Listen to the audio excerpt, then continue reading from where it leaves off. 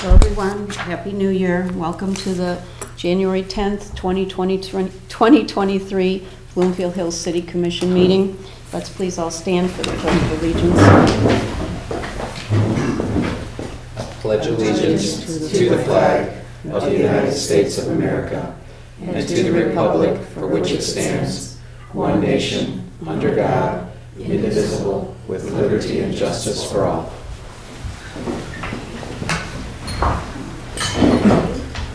First order on the agenda is the consent agenda.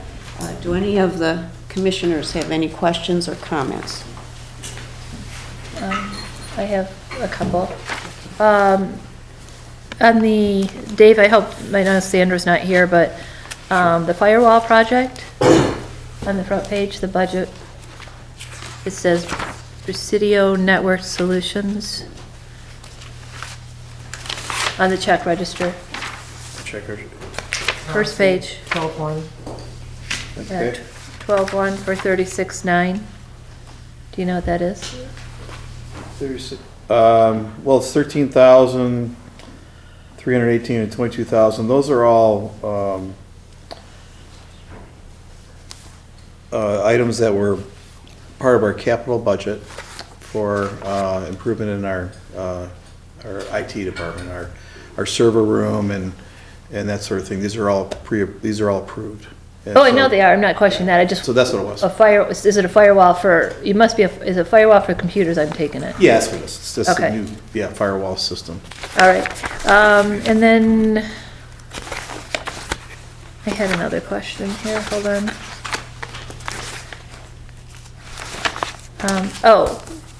HRC, they're here? Yes. For the HRC report, on water, it says Square Lake Lasser PRB rehabilitation, contractor waiting on materials anticipated for spring. Are we paying something on that, Square Lake and Lasser? Yeah, that's the PRV project that you have Trojan doing the work, replacing the PRV in the existing. It came before commission. I thought, Square Lake. I thought that was Long Lake. I don't know why I was confused. Even though it's that far, it affects the city? Correct, it is the city. Okay, all right, that's my bad, I'm sorry. And then bridge inspections, you said your report submitted reviewing maintenance work with city. Did we have any bridges that were bad? Are we Yeah. gonna have to work on some? Yeah, we were gonna bring that to you next month to discuss the Chesterfield Road Bridge and some erosion and possible rehabilitation that. So Chesterfield Bridge, I'm not sure if anybody walks that way, but there's two real large culverts that go from Endicott Lake under the road. And it was inspected, and there's two ways to fix it. There's to line these big, I don't know how big they are. They're probably 3-4 feet each. They're big, they're very big. Yeah, they're big. And, or to tear the road apart and put these new things in. So I said, well, we're gonna have to do some analysis on this. So they put together a proposal for analysis that I said, let's bring it to the commission in February, and then we can talk about why they would need analysis. And there's a cost to do that analysis. But preliminarily talking with HRC, it could be a couple $100,000 project or something like that if you do it certain ways. So I think it's gonna be worth the analysis, but that is something that we want to present to the commission so that they can have some discussion. And that will be in February. Is that gonna be able to come out of the road budget? Because That analysis can come out of local road funding, but it is a storm sewer issue, so it would not come out, so it would have to come out of the, somehow come out of our general fund. So there may be something that we can, I don't know if we can do this in the next budget season, so we're just preliminarily discussing it, but I'm just trying to answer your question the best I can. We weren't really prepared to bring it in front of you, because I personally have some more questions about it, and I personally went out there to check it out only like 2 days ago. And so we'll bring it to you in February. That bridge, Endicott Lake is a private lake with a private dam. yeah. Does that impact the water flow or? So there's still legal requirements that you have to meet because it's still your culvert. Okay. It's still your road there. Yeah. Because the dam is right against that area, right? But I know when we've had these big rains, that is almost come up and over the road. Okay. Yeah, the infrastructure Okay, that sorry. kind of connects all over the place. So, I mean, there's private tributaries and storage ponds that can connect to our culverts, and we have a culvert that's not working right, it's over a road, it would be our responsibility to fix it. And as a matter of fact, we just had this whole bridge inspection study done by the state, which required it. And usually we just do inspections every 2 years. It's about a $15,000 cost, I believe, for us to inspect all our bridges, but now we have to inspect this bridge in particular every year. So maybe it'll go back to 2 years after we fix it, I don't know, but they want it inspected. Yeah, after you do something to it, rehab or Yeah. whatever it is, then it'll go back to. So it's something that we didn't expect, but during this inspection, we found out about this decaying culverts and decaying, structure underneath, but we have to fix it, so, And who's going to do the analysis? Are you guys? yeah. HFC. Yeah, we'll bring it to you, and they can explain the analysis, and you can make a decision if you think that's the right approach. So the last time we had the bridge inspected 2 years ago, I thought all our bridges were fine, including that one, correct? Well, we had the bridges inspected in January of '22, Correct. and that bridge in particular was found to be deficient. But the time before that, they were. It was fine. It was fine. Yeah. So then the issue, the Rouge River, basically, a lot of it's flowing right through that culvert because it dumps into Endicott Lake, Yeah. which has the dam. And then it's putting pressure on the culvert. Okay. Anybody else have comments or questions on the commission? Anybody in the audience have comments or questions on the consent agenda? No? I'll make a motion to approve the consent agenda. I'll second it. All in favor? Aye. All opposed? Motion's carried. Okay. The next item is recognitions of citizens in the audience. This is only for items that are not on the agenda. If you have comments or questions, please raise your hand, state your name and address, and please limit your comments to no more than 3 minutes. Does anyone have any comments? No? No. Thank you. Okay.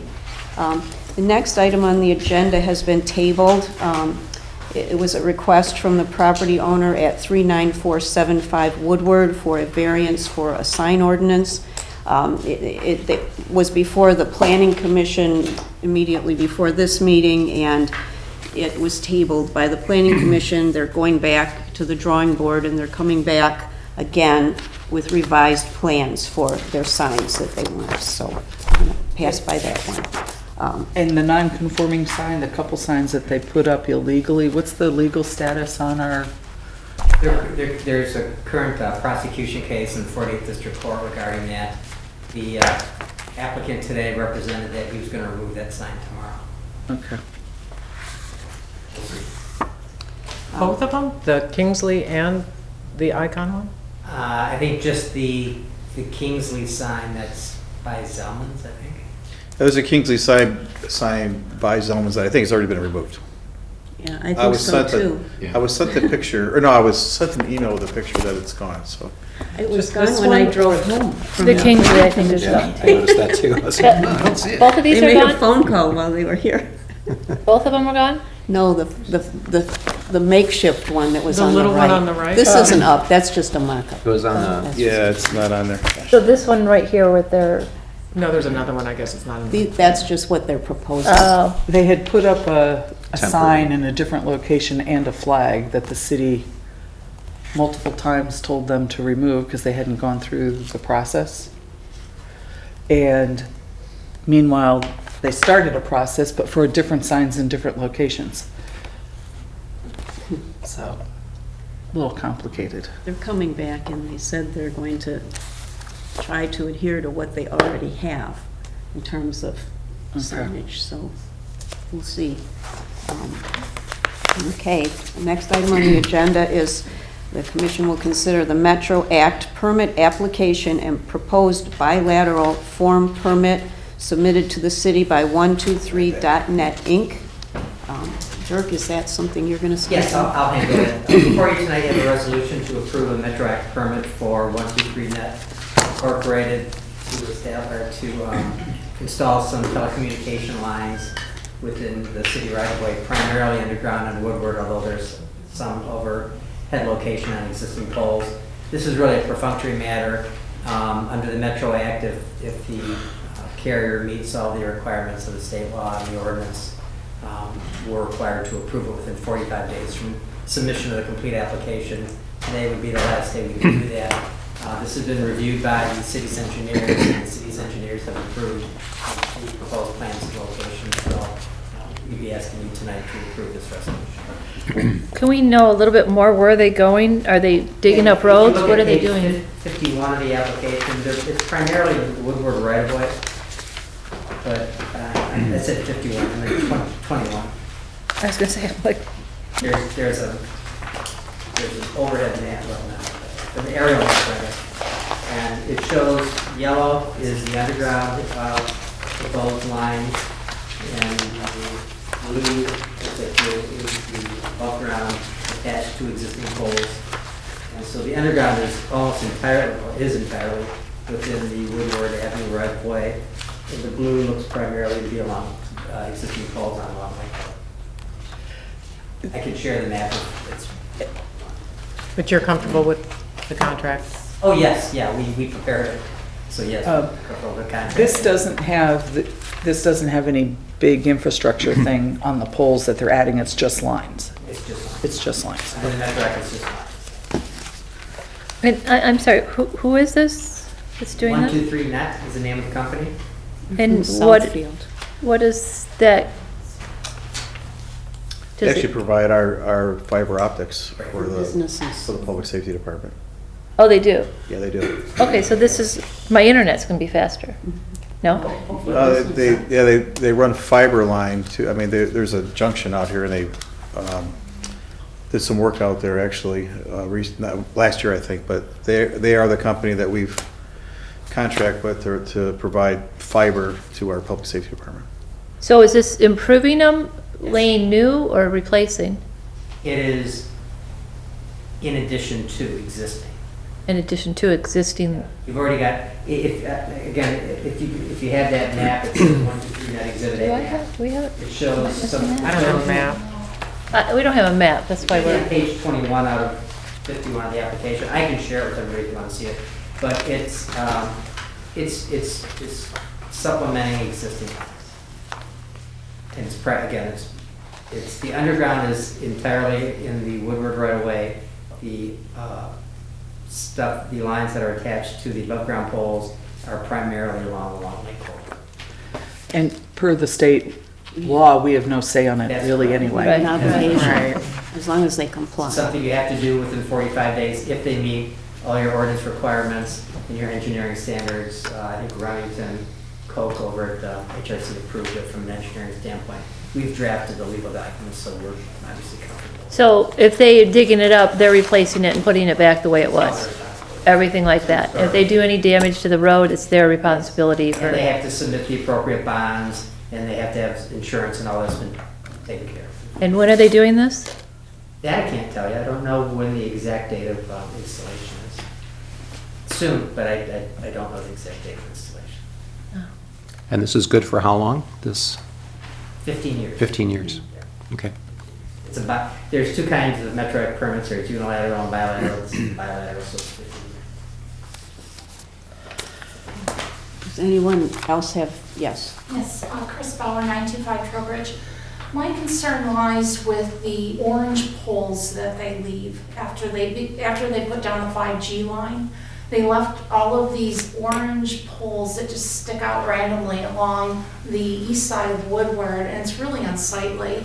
I'm wondering if there's something we can do, if there's some ordinance that can be applied to that, so that, at least so that they're concealed in some way. Is But that, it's not very attractive. I can't comment on the orange, I'm not familiar with the orange poles, unfortunately, I'm sorry. I think, was that AT&T It's that right did up- that?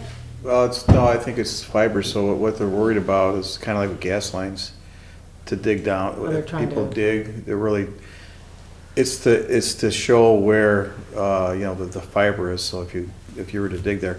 In most cases, I know we have one out here on Long Lake in front of our place, where it's a major connection, so maybe it's just in certain spots, but I can check Look into it. along Woodward, the next time you drive down Woodward, look at the east side, because it's all in front of Trowbridge Farms. Yeah. And they're just poking up randomly near the corners, and at least, if there was some way we could conceal them, I don't know, with some shrubbery, or I don't know, they just look they don't look good. I have to learn more about it, but Okay. I'd be happy to do that. Thank you. Yeah, sure.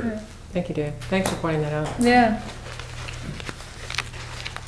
Any other comments? None? I'll make a motion to approve We have an attached resolution. Yeah. I'll make a motion to approve the proposed resolution for the bilateral Metro Act permit. I'll second it. All in favor? Aye. All opposed? Okay, motion's carried. The next item is also me. Yes. It's the proposed resolution for the 2023 poverty exemption policy and guidelines.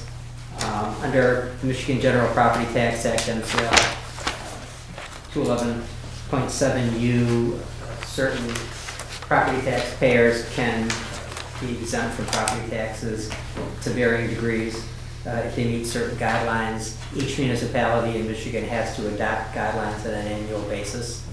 And the guidelines are to be based on the federal poverty guidelines from the previous year.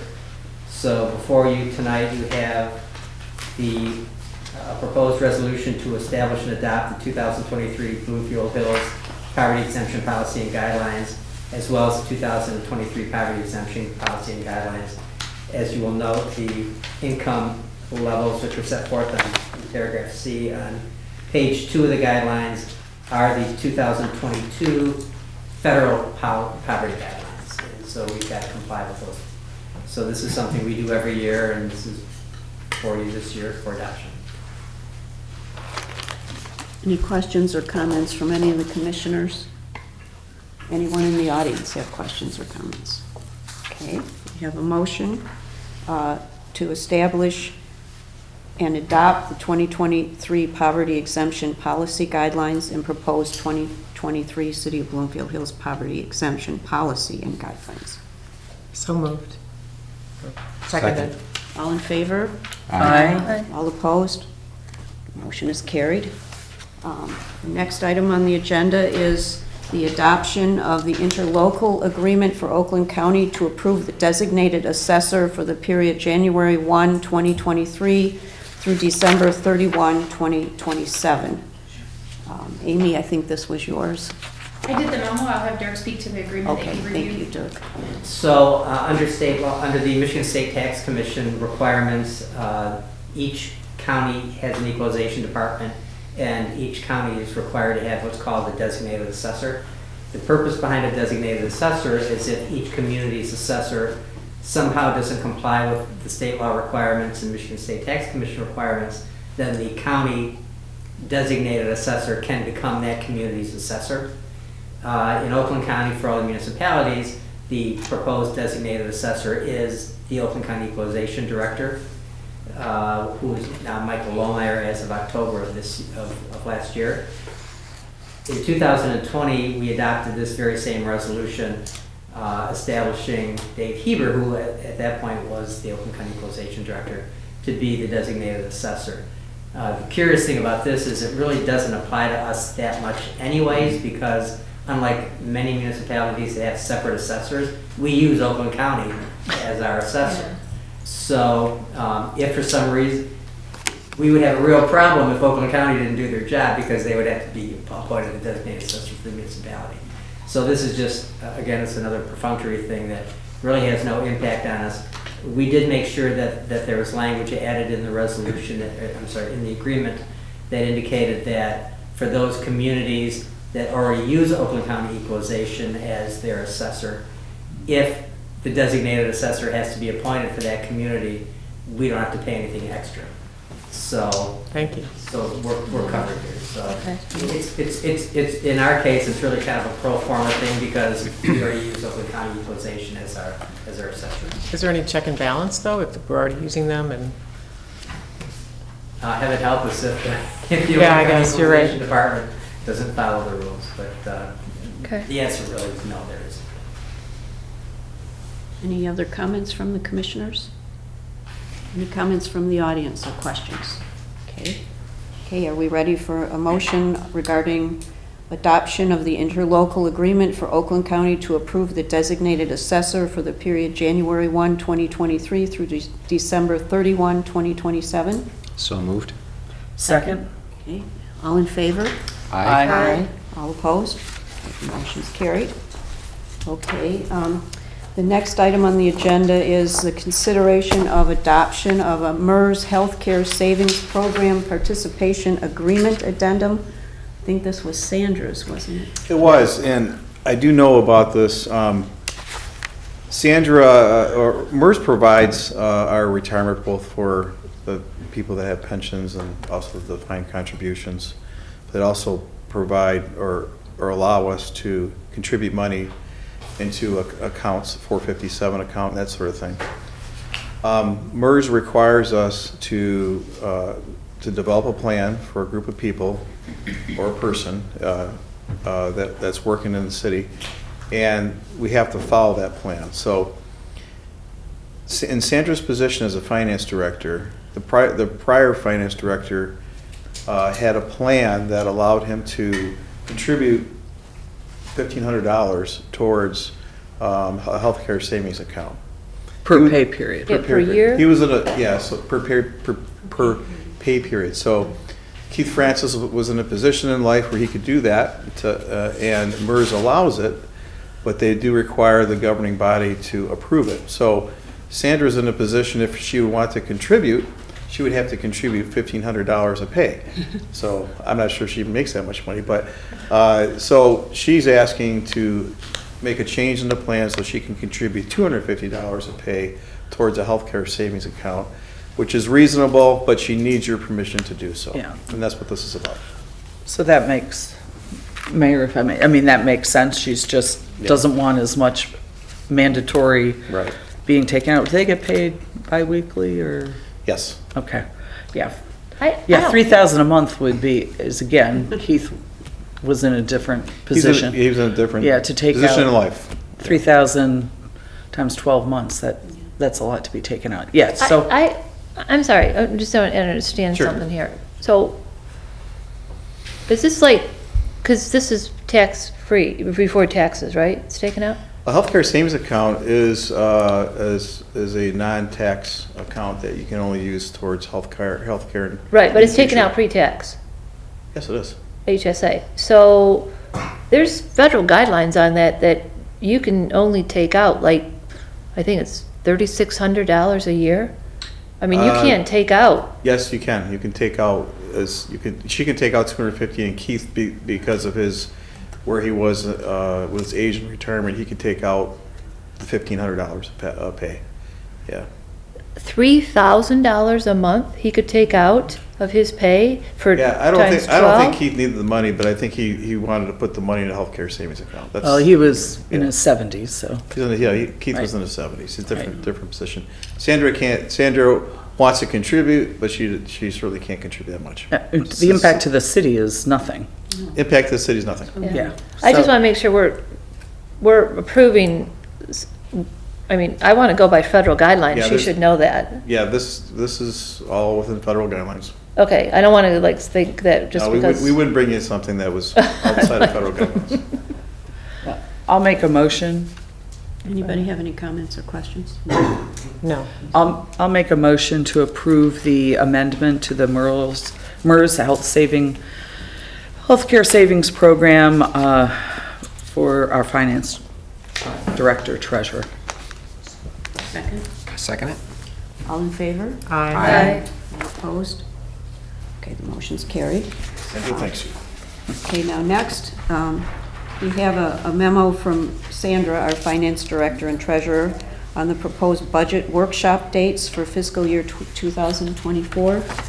Yeah, so They're all here. we're, right now, we're putting together our, we actually have a meeting next week about, next Tuesday, to start reviewing capital expenditures with department heads, what they're requesting this year.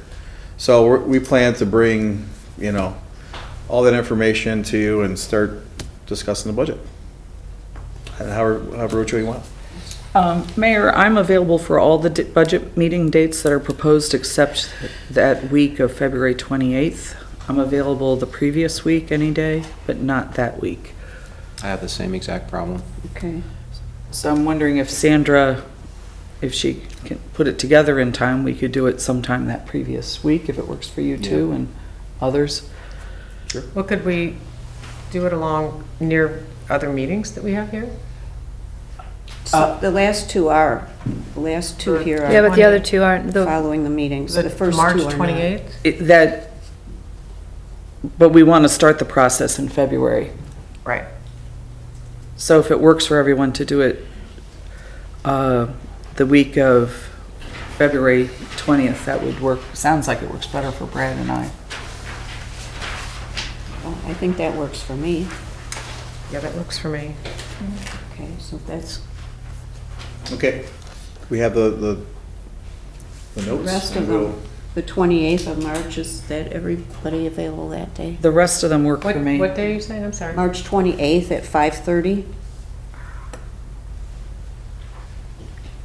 And then the other two are following the April meeting and the May meeting.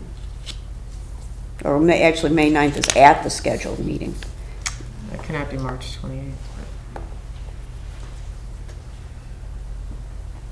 You okay? I might have a problem that week before. Does this, oh, you're not okay. We certainly can reach back out to you. I think it was just something. We don't need a motion for this anyway, do we, Dirk? No. No, okay. Schedule a meeting, Oh. you should have a motion. Okay. I don't think you need the full schedule. I think you can set the first meeting, and at the first budget meeting, then you can schedule the subsequent meeting. Good idea. Oh, okay. Okay, great. Good idea. So the first one is going to be, That 20th? previous week, any So- day is okay with So me. the week before the 20th of February, the last week of February? Yeah, the 20th through the 24th. Okay, well, Okay. you want to pick a date now, or? Well, I've got something, I've got to be out the 21st through the 23rd. Oh, okay. Do you want to, I got my calendar up and I saw it, so is the 24th a Friday? it's a Friday. I mean, I'm okay Fridays, but not everyone wants to do Uh, that. what about the 20th? He's out. No, You're out the 20th is 20th. okay. The Oh, then 20th. let's do the 20th. Okay. Yeah, 21st through the 23rd.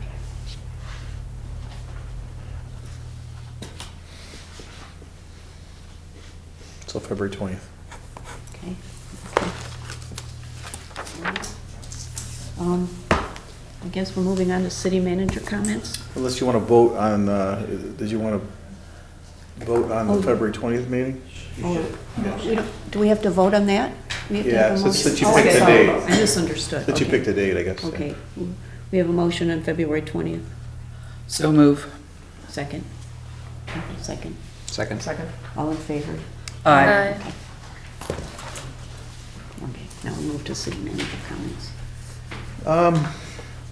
I think we had the GFL before that, Mayor, Oh, yes. because that was an agenda item, so, I'm on the wrong agenda here. yeah, Okay. sorry about that, but, yeah, we have the GFL contract extension, so,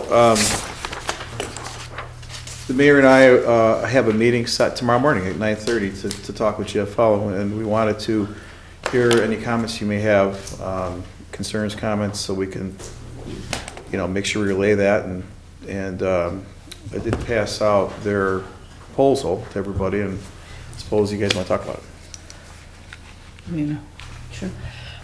It looks reasonable to me, from the standpoint, the comments that we made last meeting, they've addressed, they're going to have an actual phone line, for our residents. It does look like they'll try to better communicate paying a year in advance to get 1 month free.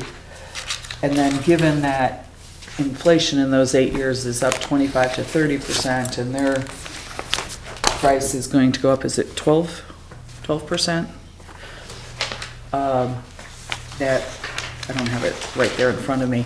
19 was. 19%, that's right, 19% for the next several years, and then we would have to negotiate.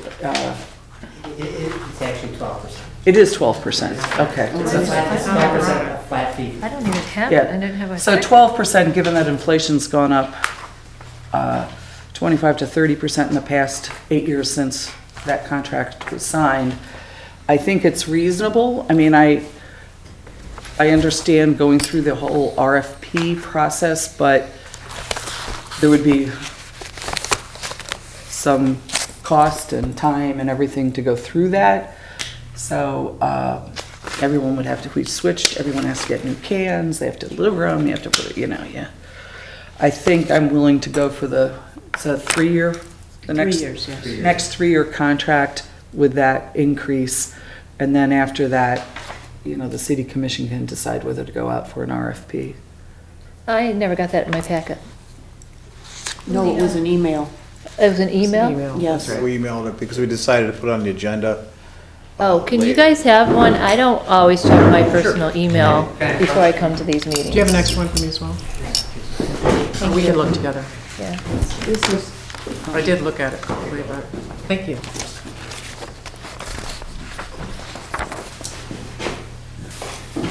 Yeah, I thought it looked really reasonable as well.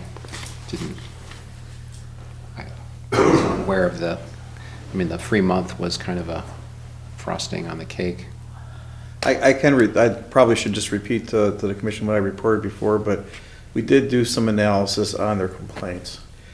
And we did find that the number of complaints they had was actually very reasonable.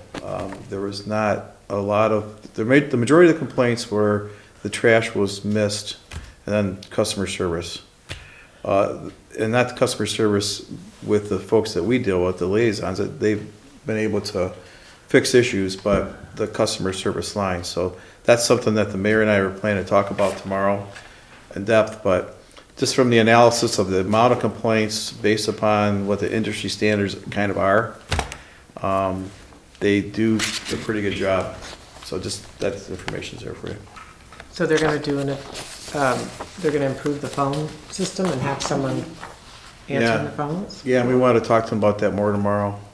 We just want to make sure you guys had whatever you need. we wanted any comments you wanted us to bring up with Yeah, them I mean, tomorrow. to me, if they advertise the phone, so or something on the website, when you go to the website, they have Bloomfield Township, but they don't have us as a Yes, separate entity.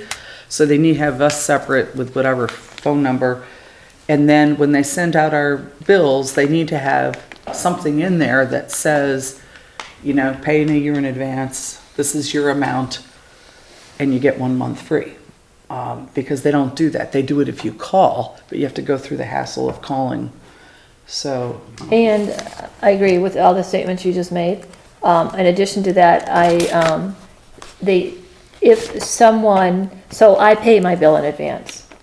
And every November, I get a bill from them for January through March or something like that. And I have to pick up the phone, I have to call them, I have to tell them, I pay a year in advance. Because if you're not paying attention to your bills and you see you getting a bill, so I pay whatever the rate is, 178 or whatever it is, I pay that. But then they send me a bill for like $56 for 3 months. And it just infuriates me when they do that. They've done it every single year for the last however long we've had this contract. So, I'm getting a little older and I start thinking to myself, I thought I paid a year in advance. And I have to go on the website and it shows I paid a year in advance. I said, and when I asked them about it, I'm like, why do you send this bill out? And they go, well, it's just the way our system is. As serious was the answer to me. They're probably getting a little grading from that too. Huh? I remember you had that problem. It's definitely something we have to talk to them about tomorrow. I mean, I pay in a year in advance, but I don't get the next bill. Yeah, I always get No, it. I haven't gotten that. Yeah. Well, those are the couple things. I mean, I would be comfortable continuing with them for the next 3 years if they're working on some of these issues. Commissioner Baxter, did you want to raise some issues about the price protection? I was thinking about Fuel that. and, Surcharge? I have to look into this in more detail before I say anything about it, because I don't think I was accounting for the full month. It was just Oh, 1 okay. week, so. You have a question for me on Oh, yes. that? Chris Bauer, 95 Trowbridge. I saw the PDF covering the trash, the waste hauler information for this year, for 2023, which is great. I thought it looked really good. I was wondering, with the email notification system that you have in place, if there's a way that you could just do like a one-liner to the community to say, to drive traffic to the site, to see that PDF so that they're informed, and maybe also as a reminder to pay in advance to take advantage of the discount. And we've also experienced the same thing you've experienced in That's trying. great. Yeah, it happens every year. It's Yeah. frustrating. So that was all I have. Thank you. Thank you. Yeah, we'll do that. When this takes effect this April? Yes. Yeah, March 31st it expires, and, So do you need a motion tonight? well, no, I think we just wanted to bring it to your attention because there's still more to do. I think the mayor and I have to talk with them. Get a final version from. Yeah, then we'd have to bring it back. I think Okay. what will happen, the way I've seen in other communities is they'll, assuming that there's general agreement, they'll prepare an addendum that I'll review. And that addendum would be brought back before the commission for approval. That we would prepare the addendum? They generally Oh, prepare. they will do it. Can I ask what the, But we would review it and Yeah. obviously if we had any issues, we'd ask for changes. did we review the fuel protection language? I mean, how much can they increase? I know that language is common, but I just saw it for the first time tonight myself, so I don't know whether those numbers are what they're proposing for everybody or not, or whether that's just. Yeah, that's something we might want to ask them about. That is a Clarify common what the thing. But I don't- parameters of that Yeah. would be. Once I put those fuel charges on, they never go off, even if fuel drops. Yeah, they never Exactly. do. They never do. Well, it says it will. Oh, it claims it will. It says it will, It's but gotta come When down it drops below again, it's in the $3. contract, yeah. when it goes to Typically- 3, under 3, Okay, That's what they claim. yeah. It's never gonna get down to 3. never. So you'll meet and then bring it back to us? Yes. Thank you. Current price is $4.55, by the way, if you're wondering, because For diesel.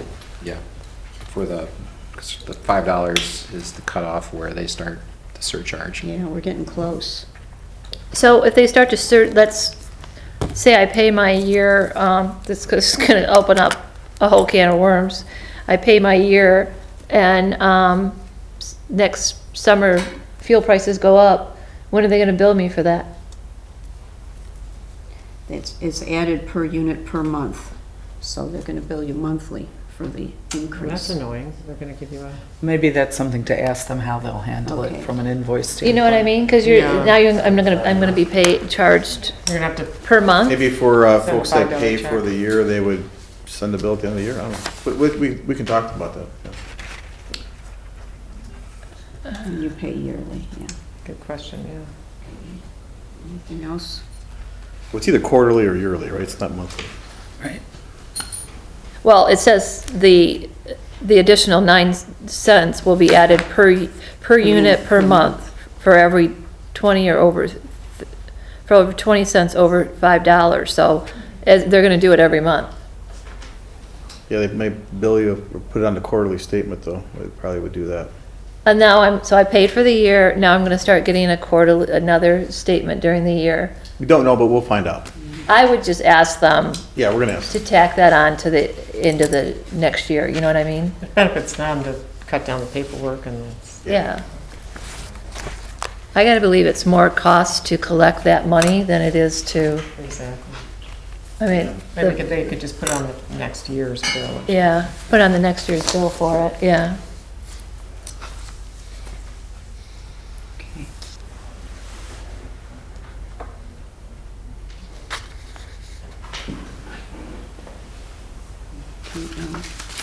Dave, do So- you have any other comments? Well, that was GFO. Would you like me to go into manager's comments? Yes. Okay. I wanted to update the commission on the MML search for the public safety director. So we've done some notes here. So the subcommittee makeup is Mayor Buckley, Commissioner McCarthy, Planning Commissioner Will Hostler, Planning Commissioner Frank McDonald, and myself. We are meeting Thursday, the 12th, with the MML recruiter. And this is not an open meeting to the public. This meeting is going to be, we plan to discuss all the candidates, and only the candidates at this meeting that have only candidates that are picked at this meeting that will agree to an interview will be brought to the commission, or brought either to the commission or subcommittee, because that would have to be an open meeting. So we're going to have a closed meeting Thursday, and we're going to discuss all the candidates and probably pick some who's going to get interviews. And once those are picked and those folks accept an interview, then it has to go to a open meeting. So I had some questions. Just I wanted to get some direction from the commission. First of all, I wanted to know if the commission wants the subcommittee to make the decision on which candidates will be invited to an interview. Does the commission want does the full city commission want to be the body to conduct the interviews? And if so, then I probably have to talk about some meeting dates at some point. And I believe the MML can develop questions, but you folks should probably vet those questions.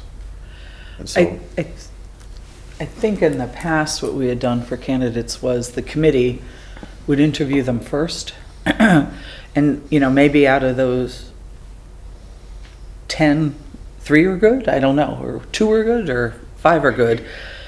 And then the full commission later interviewed them, the last couple candidates. and that's where I got confused, because what I did is I looked back in the history and how we did it, and it's kind of all over the place. Yeah. So when I was hired, I was interviewed twice. Right. And once was maybe broader, and then the second time was down to about 3 people. I believe the MML recruiter is thinking that the subcommittee will choose 3 or 5 or something like that, and those folks will be brought to the city commission or whatever group, subcommittee or whatever, to be interviewed, and then from those people, someone would be picked. So that's what his understanding. So that's why I just want to know what you guys want. So I think they should be interviewed twice, once by the subcommittee. Oh, definitely. And then once by the full commission, the last 2 or 3, whoever those 2 or 3 are. When they're interviewed by the full commission, is it in the open meeting? Yes, Yeah. same with the subcommittee. right, Interviews have to be in public. Even the subcommittees? yes. Okay. So, That's so good that to know. procedure's fine, as long as everybody understands that it's gotta be done in public. But I guess you'll know when you review, maybe there's only 3 that you feel that are worth Right. interviewing. I think what the recruiter or what the plan is, and what's typically done, how they do it, is they have a group, subcommittee or full commission, whoever, pick the folks to be interviewed.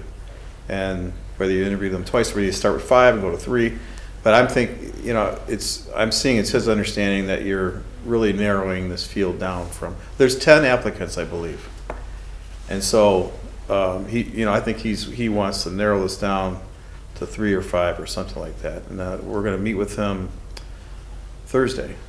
But I just think that you guys should be able to talk about it before we meet. So if the subcommittee does the selection down to the 3 or 5, then the interview process that the subcommittee does, any of us could attend. And will you Yeah. announce to us when that is? Or Yeah, well, Yeah, anybody it's kind going to of, be an open I meeting. know we can, but will you email us or text us? Yes, so yeah, it'll be an open meeting. We'll advertise it. So. And then they get a second interview with the last couple recommendations with all of us in an open meeting. If that's what you know what I mean, because it's been done 3 or 4 different ways in the past.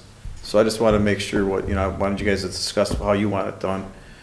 So yeah, we can do 2 interviews, 1 interview, a full commission, so whatever you want to do. I think for police chief, the 2, I think there were times for some other positions, we didn't even have enough candidates to really, Right. I mean, that's why we have our person here who's a contractor, because we didn't get any quality. And you do a great job, but we didn't get any quality people for building official, Oh, right? So, Poor Brian. It's like, yeah. No, so we went the contractor out, who does a great job, and it has worked out great. it has But- worked out great. But for Yes. this, it sounds like the two, people should have at least 2 interviews. Are the meetings done, are they special meetings or are they done at the normal city commission meetings? You can do it after, but it would be, At it the- wouldn't be part of the commission meeting, it would be different. Generally, they're special meetings. Yeah, special meeting. You don't have to do it that way. Yeah, they were normally like at 4 or 5 o'clock or Yeah. something on a, Generally, yes. For it, yeah.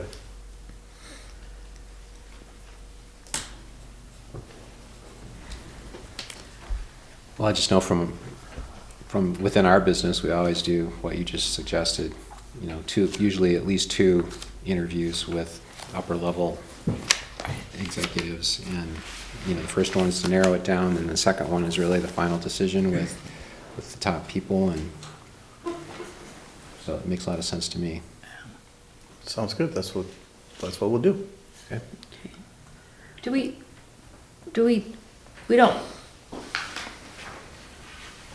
we have to talk about it and decide with the people here? Applicants here? Well, The second one. the second interview? Yeah, Yeah, you'll do the second interviews, and then you'll make a decision. have a discussion. but I don't think the applicants sit Oh, and they'll listen leave, to yeah. the interview. Right. They're waiting out there. Okay. They don't hear the questions and the other applicants' answers. They've always, Do we convene another time after the interviews? And They have a right to do it, but when I've gone through the process, generally, they agree not to sit in, they generally. Oh, but they have a right to sit in the meeting, because it's an I've open had- meeting. no, I've had a couple of people that have actually insisted on sitting in, and surprisingly, they didn't get hired. But, I mean, you can ask them to not be present, and generally, they'll agree to that, but they have the right to be present because it's a public meeting. right. But generally, I mean, you know, they're looking for a Okay. position, so they are generally cooperative.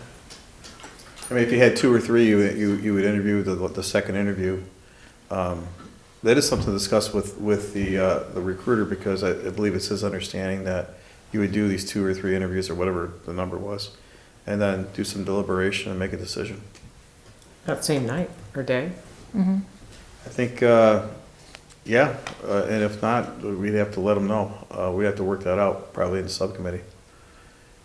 But yeah, that's my understanding from talking with them. Okay.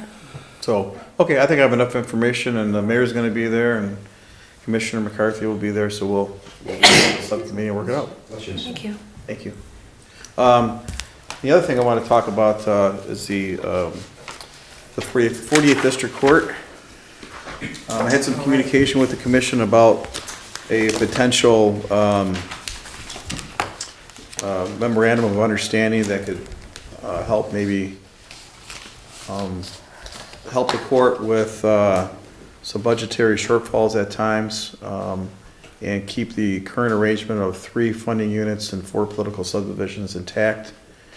And I've provided the latest update of the funding or the method or the memorandum of understanding.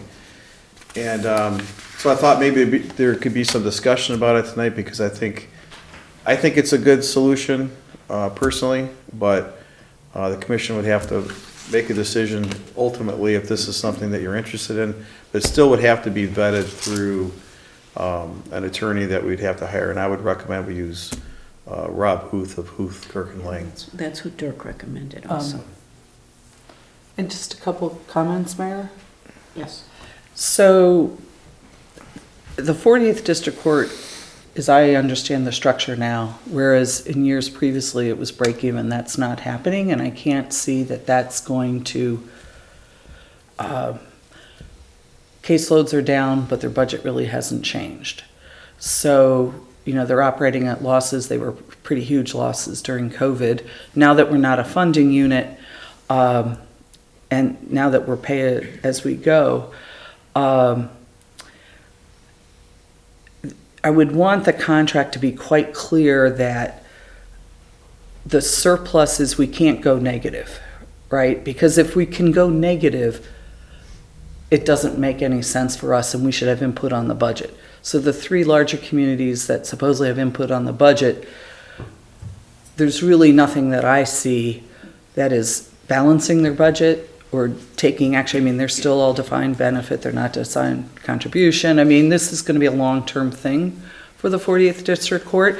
And as long as we're not a funding unit, that's fine. It's none of our business. But now they're asking for the potential surpluses that we get to be wiped off, which in the spirit of fairness probably makes sense. Why should we have a $40,000 surplus if the township and Birmingham and West Bloomfield are hundreds of thousands of dollars at loss? So, if the 4 of us smaller ones agree that we're willing to give up any surpluses from the pay-as-you-go, but I just want to make sure that language is written such, what is extra revenues? The contract has to really be written tight so that we understand, And there's transparency. that we can't go into a negative position. Because once they're saying we could possibly go into a negative position, then it doesn't make any sense for us. We should have a right to attend budget meetings and have input on the budget. And so that's the other thing. The other, I know you recommended Dirk Kent. Right, in fact, I'm wondering if He- he'd even be sitting here right now. to be Yeah, perfectly he honest isn't with you. allowed to comment or anything because he represents too many of the communities in the agreement. I was wondering, I believe Tom Ryan, Attorney Tom Ryan represents Kego Harbor, He does. and he's going to be reviewing it for Kego Harbor Okay. anyway, and he doesn't have, I don't believe he has any conflict with any of the other communities in the agreement. And he would know the agreement anyway. That could make it easier. And, That'd be great, I'm yeah. sure Oh, sure. he was president of the Bar Association. He represents Clarkston. Very And Well, Rob Huth would be going into this cold. So See, that's why I thought- Yeah. Tom Ryan is going to have to review it for Kego That's a good Harbor suggestion. anyway. His offices are in Kego Harbor. I mean, I happen to know him, but it should obviously come from you to give him a call or something if that's what the commission agrees. Because then we're saving a lot of time and energy because he's going to know it anyway. And Sylvan Lake's position is going to be the same as ours, right? Or I mean, Kego Harbor is going to be the same as ours. Can I comment on the concern about going into a negative position? This is how I look at it. Do you mind if I step out? I really. Yeah, go ahead. I won't leave, I just shouldn't be part of these. Sure. I'll plug your ears while you're walking out. So how we pay for the court is based upon revenue. It's not actually a pay-as-you-go. I mean, it is. It is, but yeah. But, so it's based on revenue. So they can only take revenue. So we pay 2/3 revenue to use the court. 2/3 of the money that for tickets and fines and everything else. That's all money that is, that we're not taking out of the general fund. It's only money from tickets, fines, and court costs. We pay 2/3 of that. We don't manage that. The court's finance director figures all that out. And then they provide us back with 1/3, plus some fees. So the way I look at it is, if some years it goes into the budget goes negative, it probably will go hundreds of thousands of dollars negative. And Yeah, it is going hundreds of thousands. They're not getting themselves out of it because caseloads from some of the communities are still down so much. They're just not writing tickets from what I see. yeah, so whatever our Yeah. 1/3 revenue left is they would take that in that year, which brings us to kind of a zero-sum game. Would they take it all, sort of an all or nothing? And that's a question that I think we need to talk about, and it's not in here, but, so let's say we would typically get $40,000 to $60,000, something like Right. that in revenue, which we weren't before.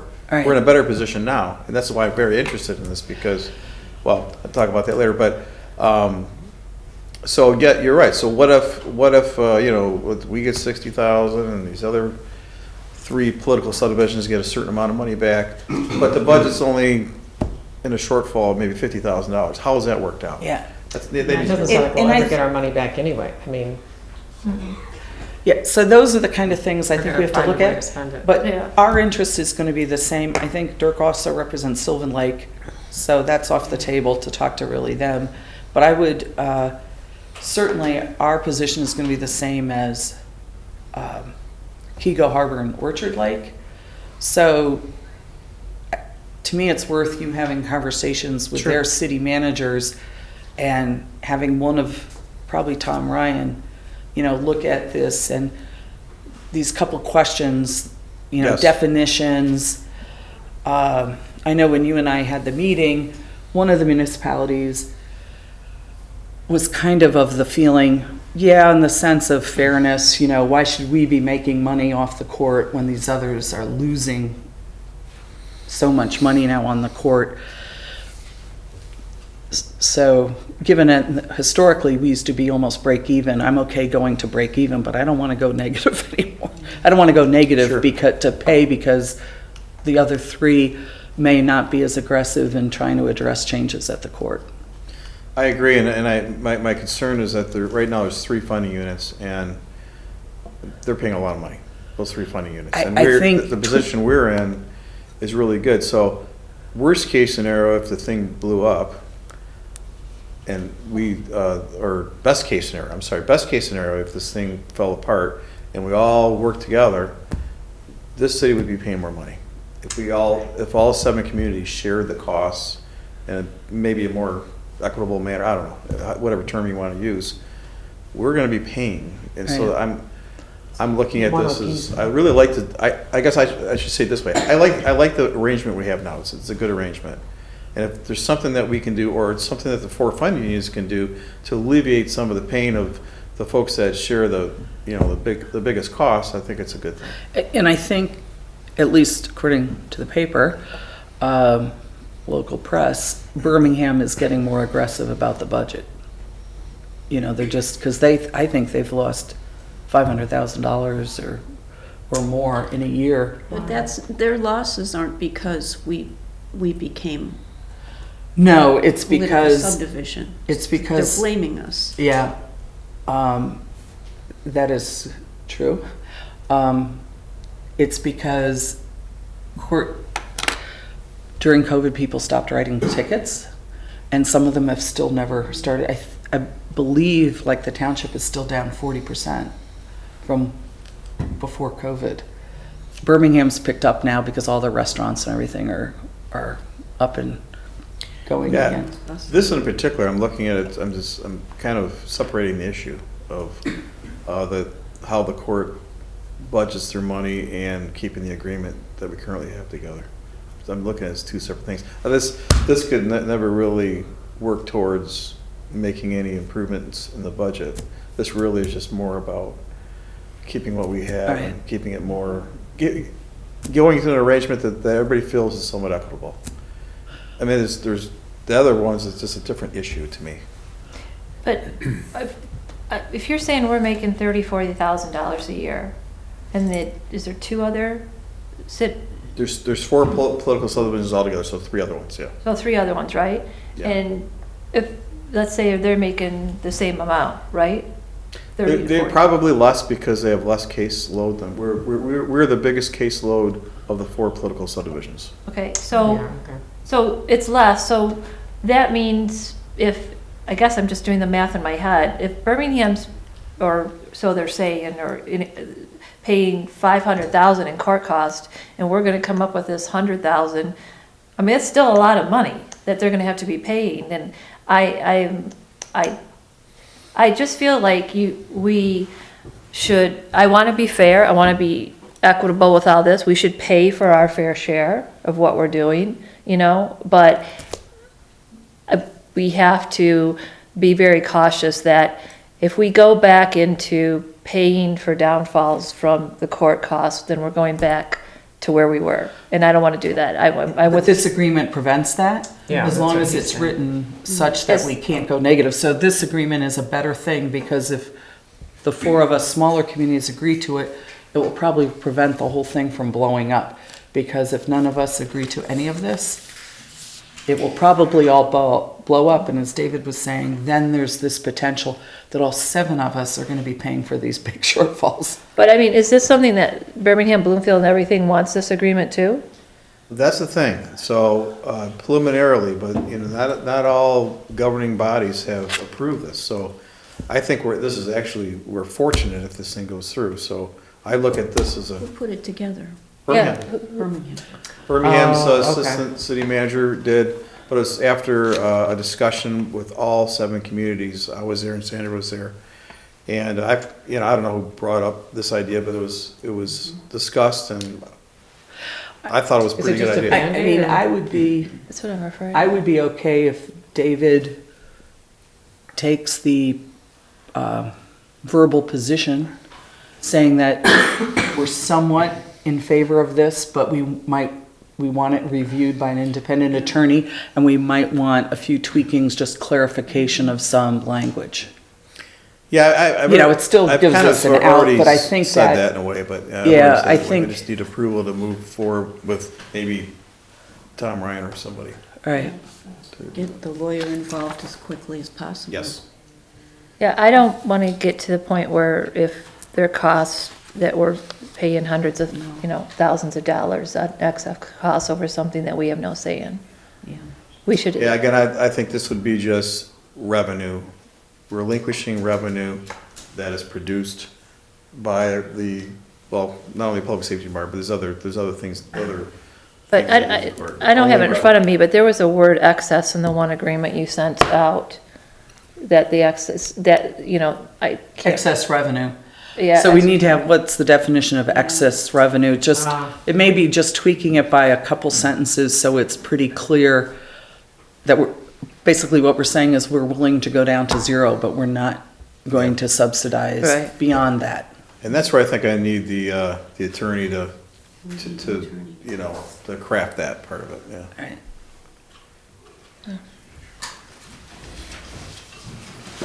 That's all I have.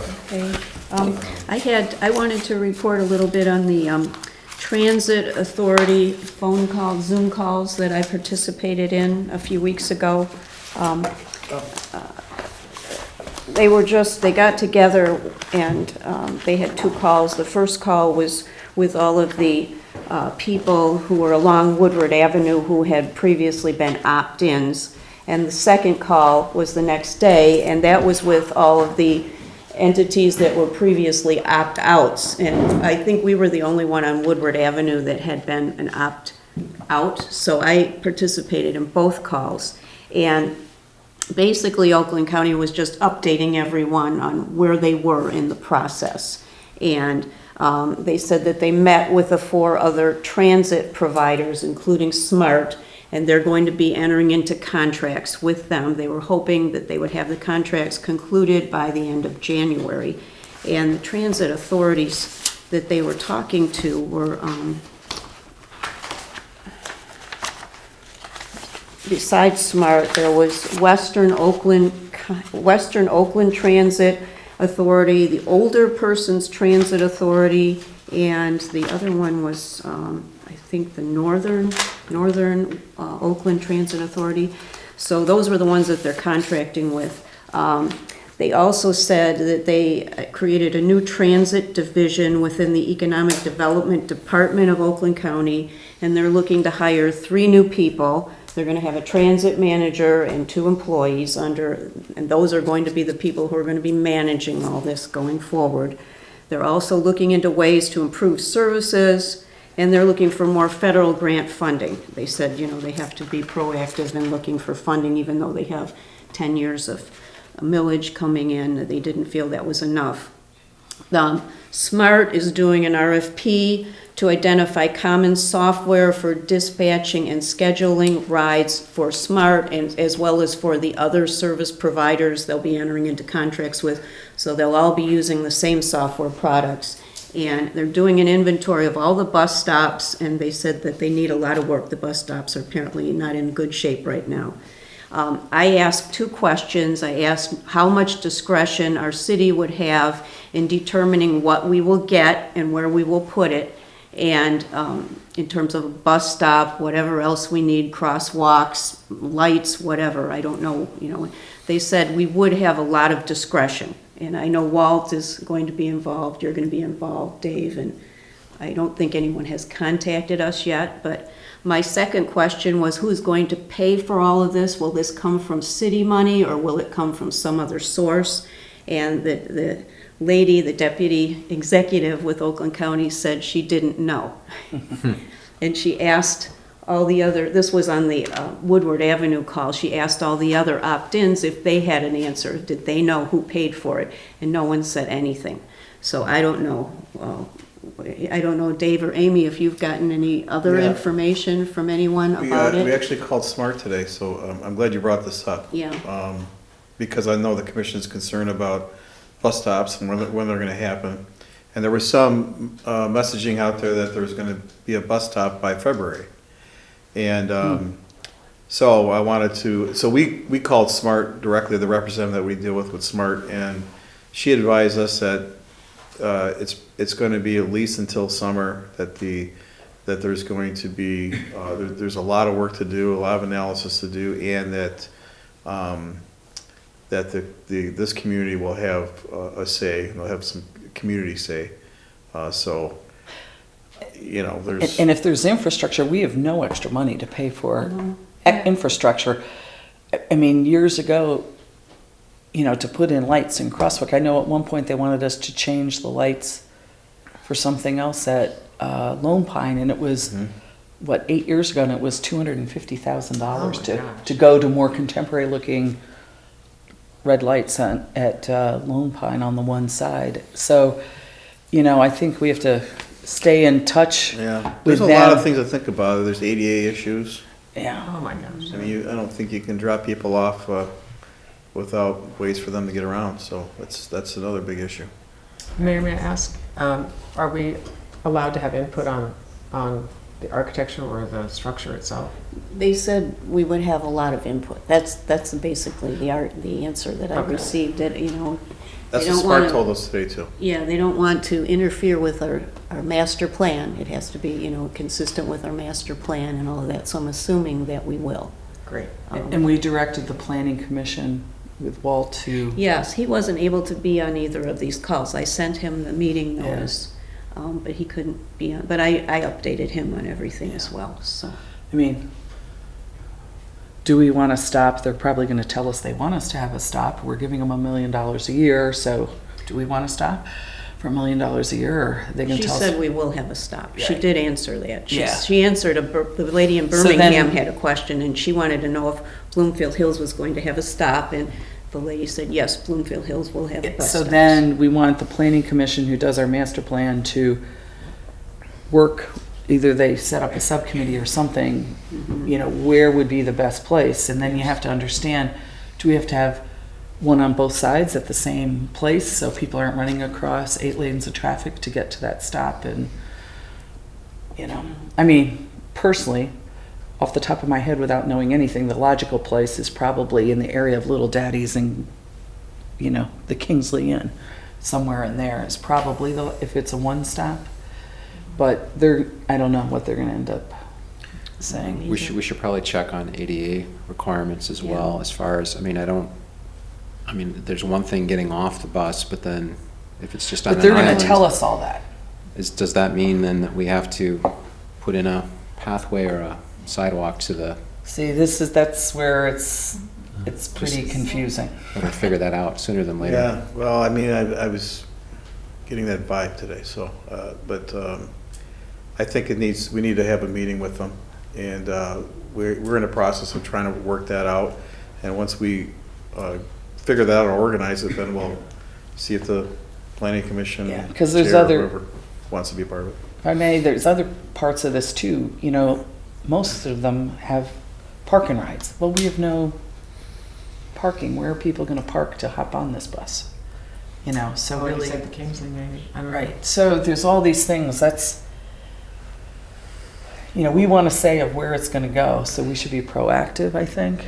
We're trying to be, that's why we And made that phone call then, today. you know, we know, I know Cedar Brook years ago wanted one there for their employees, but then do you have to have one on the other side too? You know, but the state and everybody will control this, Right. since it's a state road. Well, So, if they want one, then maybe that is a good place for one. The only one. I mean, this really concerns me because budget-wise, we could be into millions of dollars if we have to put in sidewalks and parking and all that, and it's something we don't have. So we have to stay on top of it, what everybody has said, but didn't we years ago have buses here? We did. So is there any way for us to look into what we did, where the stops were? Were they north of Woodward? There's still some cement pads where the stops were, I believe. There's some evidence of some stops. Charing previous Cross, times. I think. Yeah, I think Charing Cross, and yeah, there's some evidence of it out there. I'm just suggesting, like, why were those stops there then?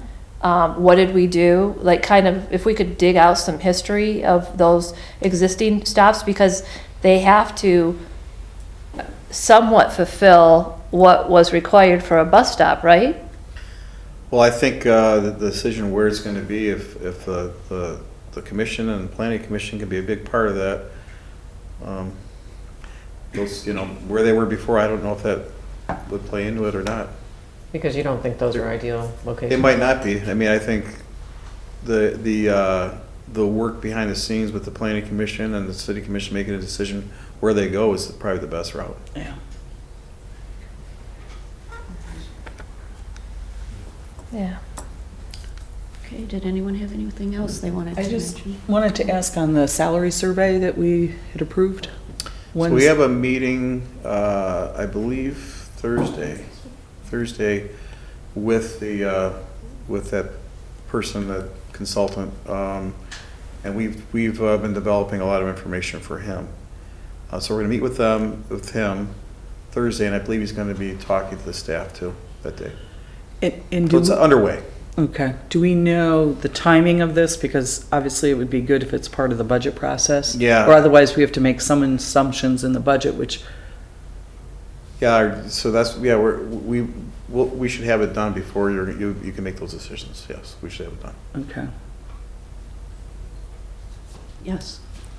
Yeah, I have Chris Bauer, 95 Trowbridge. About the public transit, the smart buses pick people up at their residences, right? I see these bus stops catering more toward the service workers that work at the hotels, restaurants, you know, and so the placement, like Little Daddy's and across the way at the Kingsley, it makes a lot of sense, because that's who I really see using those stops versus having a need for a parking lot. I don't see anybody in our city driving to a bus stop, parking there, and taking the city bus. That's my own personal opinion, but I think a lot of that's going to cater toward the service workers. Thanks. It's a good point, but I will tell you, I've had the bank next to Little Daddy's complain that the people park in their parking lot to go to Little Daddy's. So They we're do. gonna get people who are parking, using the bus, you know, Citizens, I think it's Citizens there, Little Daddy's or whatever, and they're going to, you know, people are gonna start parking on all these lots, and it's, I don't know, is that public? Is that public parking? No, they're No, all it's private property. They're all It's private, private. right? Yeah, that's what I thought. Maybe you can negotiate sign variants with the Kingsley for some of their parking lot. Yeah, it's in the back of it, yeah. They'll just put one up. They don't have to ask. Yeah, let's put it up there. So on this, going back to the salary survey, you'll have, I think your point was, you'll have the results before the budget? Did you Yeah, say? that's our absolute goal. We think it'll be valuable for you, so yeah. Great, thank you. Yeah, that'd be Thank you. great. Anyone have anything else? I just commented, just a comment on, to the Fire and Public Safety Department for the fire that was in the city, a couple weeks ago now. Yes. a week ago.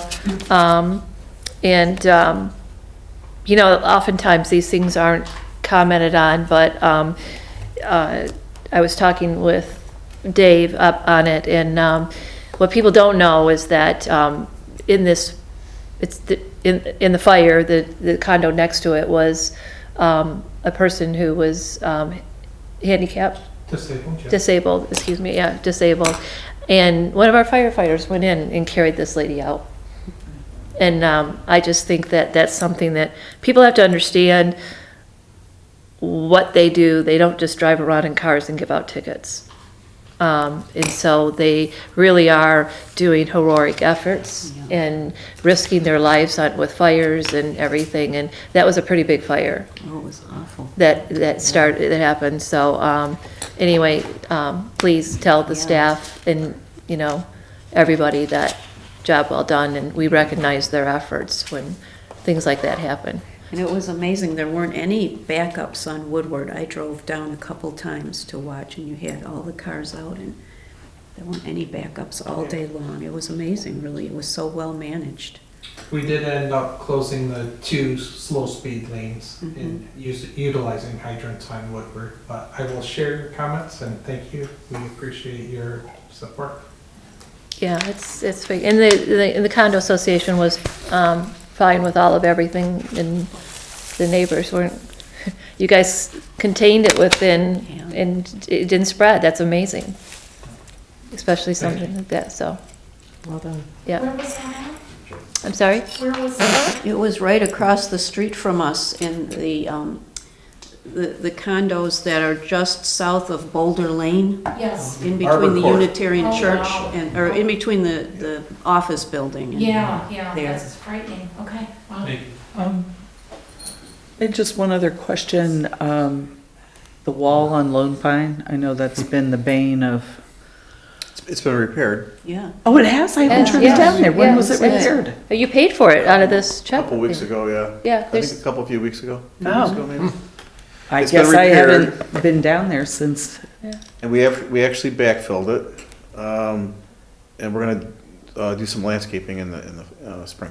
okay, you know. Great. So the residents were very happy. great. That was finally done. It was hard finding someone to do it, and the first group quit and didn't come back, and then so yeah, it's tough sometimes. okay. Thank you for getting that done. Anything else? Anyone else have anything? Okay, well, meeting is adjourned. Thank you all. Thank you.